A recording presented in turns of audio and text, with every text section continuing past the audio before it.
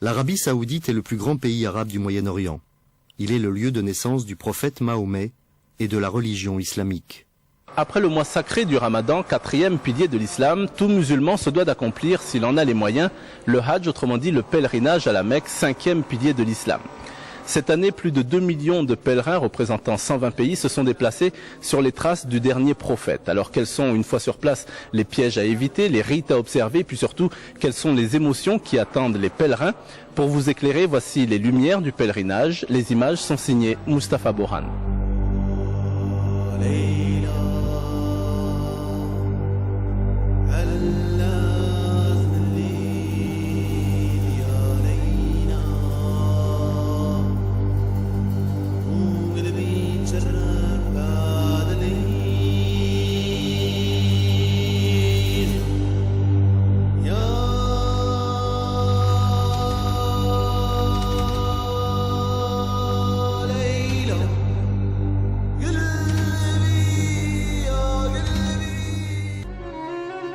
Proclame le pèlerinage parmi les hommes.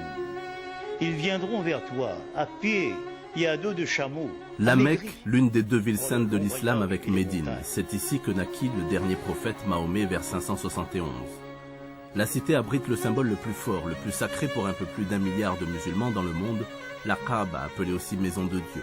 C'est vers la pierre noire que convergent aujourd'hui chaque année plus de 2 millions de pèlerins, un peu moins jadis, mais la fascination que suscite le monument sacré est restée identique. Il n'y a qu'à écouter ceux qui l'ont découverte pour la première fois, comme ici M. Ahmad Patel en 1954. Soit on prenait un bateau, on voyageait par bateau, et on se transférait à Zanzibar pour arriver pour descendre à Dida ou alors l'avion. On a pris l'avion Air France ici jusqu'à Nairobi. On est resté quelques jours à Nairobi. De Nairobi, on a pris un avion de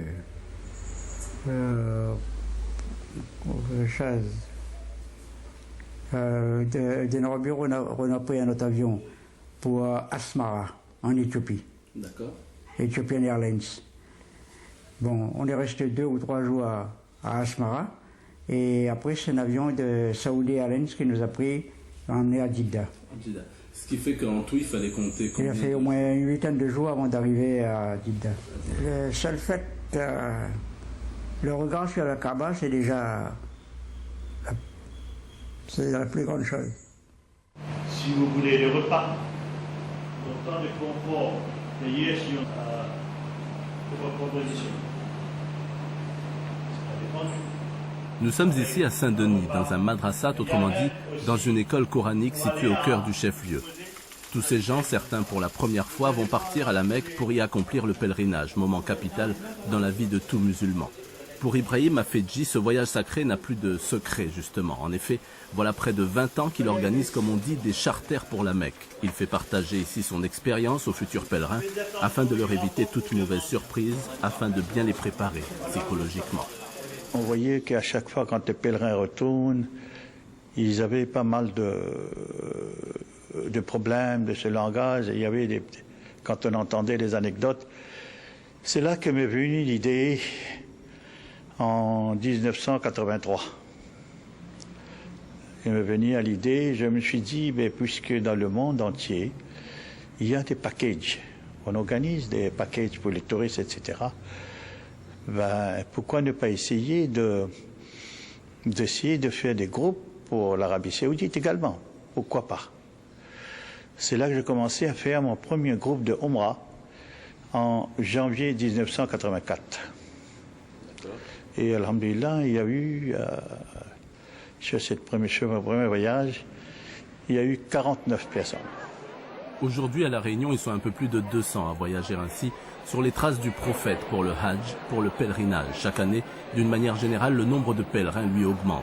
C'est ce qui a amené les autorités saoudiennes à prendre désormais des mesures de plus en plus strictes pour veiller surtout à la sécurité des pèlerins, même si parallèlement, ces nouvelles directives feront aussi, à n'en pas douter, les affaires des hôtels et autres lieux d'hébergement. Le règlement maintenant pour aller à la Mecque, il faut que vous enregistrez avec un groupe. Le groupe ne doit être pas moins de 50 personnes. Auparavant, nous savons que les gens partaient là-bas, ils prenaient une chambre, ils mettaient 10, 12, 15 personnes. Hein. Maintenant, ce n'est plus possible.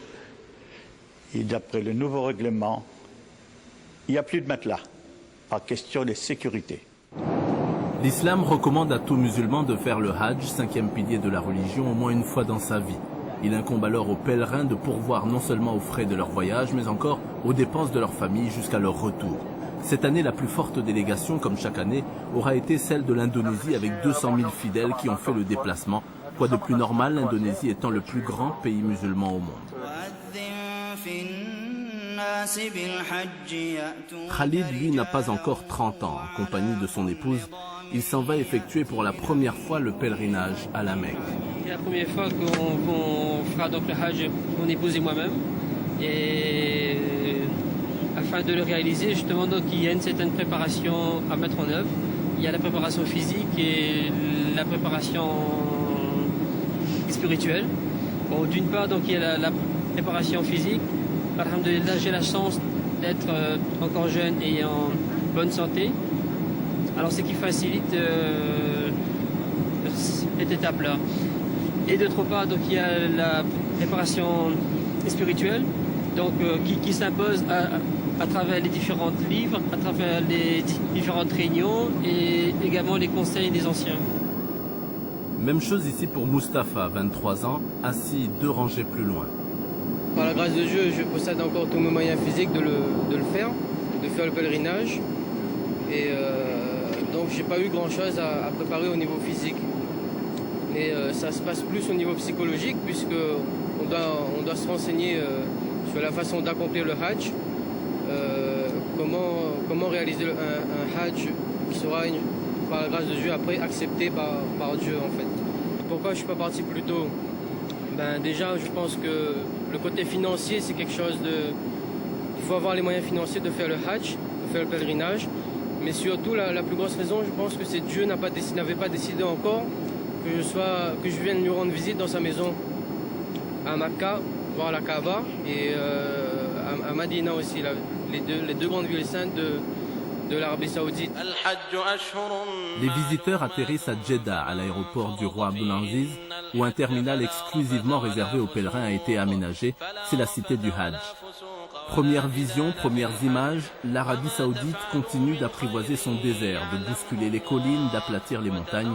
Le royaume en effet possède 27 usines de désalinisation de l'eau de mer qui produisent chaque jour 773 millions de mètres cubes d'eau. 70% des besoins en eau potable sont ainsi couverts à travers tout le pays. Pour ce faire, un réseau de 2000 km de canalisation parcourt ainsi le pays pour apporter le précieux liquide à l'intérieur des terres.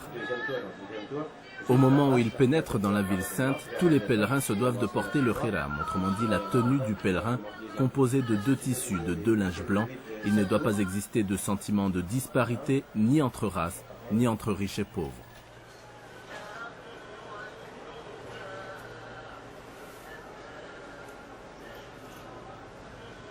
Qu'est-ce que vous venez de faire là?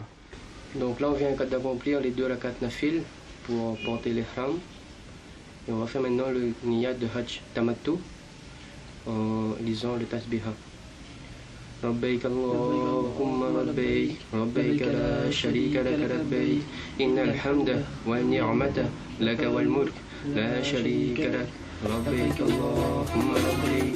À leur arrivée dans la ville sainte, les pèlerins doivent effectuer un tawaf, autrement dit, ils doivent tourner 7 fois autour de la Kaaba, la pierre noire, accessible après avoir traversé un bijou d'architecture dessiné dans du marbre. Dans la terminologie de l'islam, le mot Hajj signifie le fait de se rendre à la maison d'Allah. Et même si le livre saint des musulmans, le Coran, mentionna plus souvent ce Hajj, autrement dit le grand pèlerinage, il attache également une importance à l'accomplissement du petit pèlerinage, autrement dit la Umrah, qui veut dire visite à la Kaaba, donc à la maison de Dieu. Le Hajj ne peut avoir lieu qu'à une période fixée, tandis que l'on peut faire la Umrah à n'importe quel moment de l'année.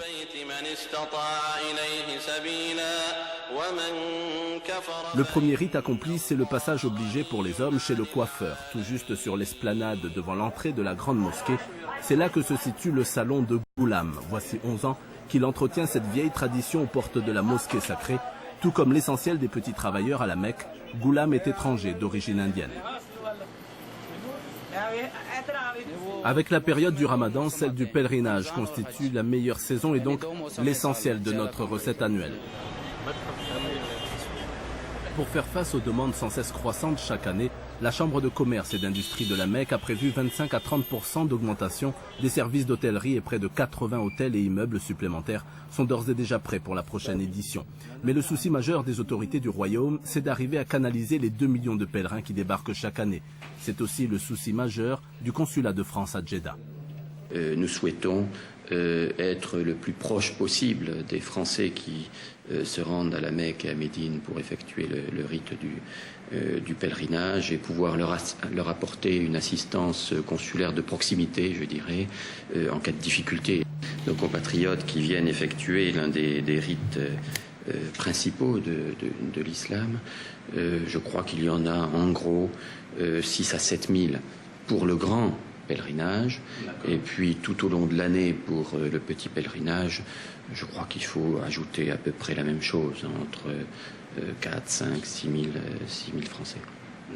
Alors, ces compatriotes viennent de différentes régions. Ils viennent d'abord de métropole, et puis d'autres de la Réunion, certains de la Guadeloupe, d'autres de Guyane française, donc l'ensemble de la communauté française est représenté.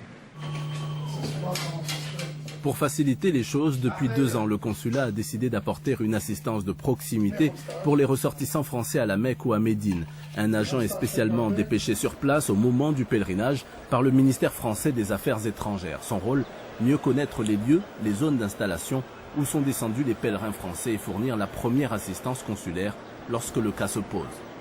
Aujourd'hui, de très gros efforts ont été accomplis par les autorités saoudiennes pour que le séjour de tous ces visiteurs sacrés se fasse dans les meilleures conditions possibles. Il existe pour cela un ministère du pèlerinage. Son objectif, ne rien laisser au hasard.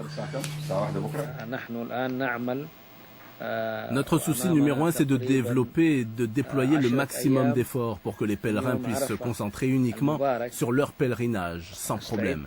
7 hôpitaux, 90 dispensaires et 10 000 médecins sont mobilisés. Chaque année, nous apportons une innovation grâce notamment